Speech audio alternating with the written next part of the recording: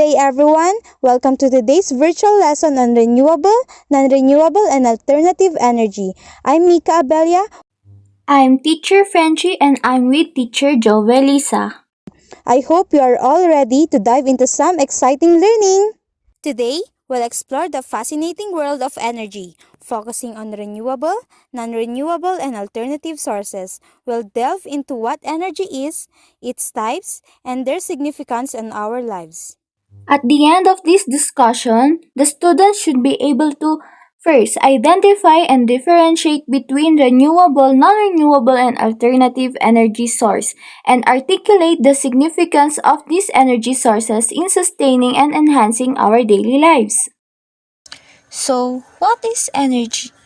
Energy is defined as the capacity to do work and it is intimately related to power. Energy is the amount of force or the power when applied can move one object from one position to another.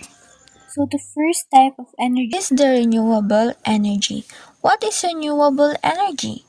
Renewable energy is the energy from a source that is not depleted when used, such as wind or solar power. When we say not depleted, it means it doesn't have any limitation. So, renewable energy is generated from natural resources such as sunlight, wind, rain, tides, and geothermal heat, which are renewable or naturally replenished. Source of renewable energy is the solar energy. The sun gives off light and heat energy, and we can use special panels called solar panels to capture the sun's energy and turn it into electricity. It's like using the sun's power. So, in solar energy, it harnesses the sun's light and heat using the solar panels to generate electricity. It is for us to be provided by a sustainable and clean power energy. One is the wind energy. The wind blows all around us and we can use wind turbines to capture the wind's energy and convert it into the electricity. It's like a big fan that creates electricity when it spins. So, here, we utilizes the kinetic energy of the wind to spin turbines, converting it into electricity without producing greenhouse gases or pollutants. The third one is hydropower. So, water can also create energy. We use dams to collect water in one place, and when the water flows through special machines, which we call turbines, it turns it into electricity. It's like using the power of flowing water. So, it captures the energy of flowing water by directing it through turbines in dams, offering a reliable and renewable source of electricity. The last one is biomass. Biomass is made from organic materials like woods, plants, and waste. We can burn these materials to release energy or turn them into a gas called biogas. It's like using the power of nature's leftovers. So here, we convert organic materials like woods, plants, waste into electricity through combustion or biogas production, offering a way to utilize natural resources. Now, let's move on to non-renewable energy. So, this is found inside the earth, took millions of years to form. This includes fossil fuels, oil, natural gas, coal, and nuclear energy. So, using non-renewable energy can also cause pollution. Now, let's go to the sources of energy. First is fossil fuels. So, fossil fuels is one of the main sources of energy. So, they are formed from ancient plants and animals that lived millions of years ago. They include coal, oil, and natural gas. When we burn these fuels, they release energy that we can use to power things like cars, factories, and homes. However, burning fossil fuels also releases pollution. So it's important to find cleaner energy sources too. So let's go to the types of fossil fuels. First is coal. Coal is mined from the ground. Coal is burned to generate steam for electricity production.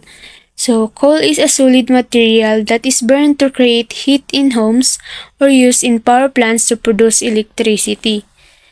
Second, natural gas. Natural gas is extracted from underground reservoirs or shale formation. Natural gas is burned to produce steam or directly in combustion turbines for electricity generation. So, it can be used for cooking, heating, or generating electricity. Last is oil. Oil is extracted from underground reservoirs. Oil is often used in combustion turbines or diesel engines to generate electricity. So, oil is a liquid fossil fuel used to produce gasoline. Now, to the other sources of energy, it's nuclear fuels. Nuclear fuels are utilized in nuclear power plants where energy is generated through nuclear fission. Most commonly used nuclear fuel is uranium, found in the Earth's crust in relatively low concentration. So, Teacher Mica will continue the discussion. Lastly, alternative energy encompasses renewable and nuclear sources, offering cleaner and more sustainable options. Picture this, a world where energy is abundant, clean, and oh so cool. That's the power of alternative energy. Say goodbye to fossil fuels and hello to a brighter, greener future. Before we dive into the different types of alternative energy, let's talk about its advantages. When it comes to sustainability, alternative energy sources will not run out like fossil fuels. And when it comes to environmental benefit, they are less damaging and expensive to extract. Now, let's talk about the different types of alternative energy. First up, we commence our journey with wind energy, a clean, accessible, and renewable source with remarkably low carbon emissions. Witness the elegant dance of wind turbines as they harness the kinetic force of gas, translating it into a potent source of sustainable power.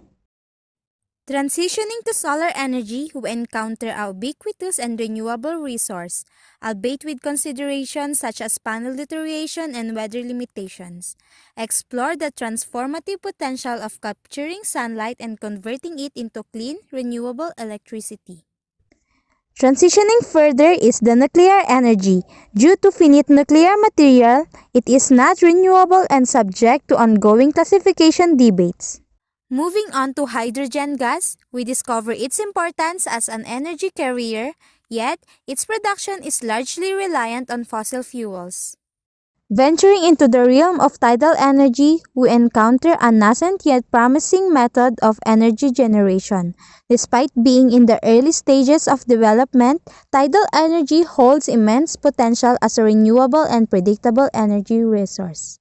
Concluding our exploration with biomass energy, we contemplate its diverse applications, including the combustion of wood or waste. While not inherently a green energy source, biomass presents opportunities for sustainable energy production through innovative processes. Now, students, let's test your understanding with a few quick evaluation questions. Ready? Here they are. For question number 1, what are the benefits of wind energy?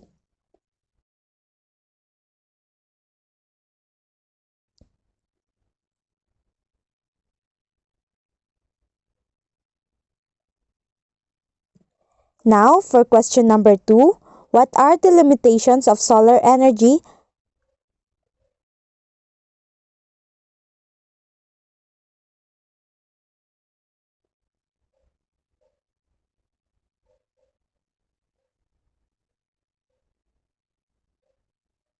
And lastly, for question number 3, why is nuclear energy considered non-renewable?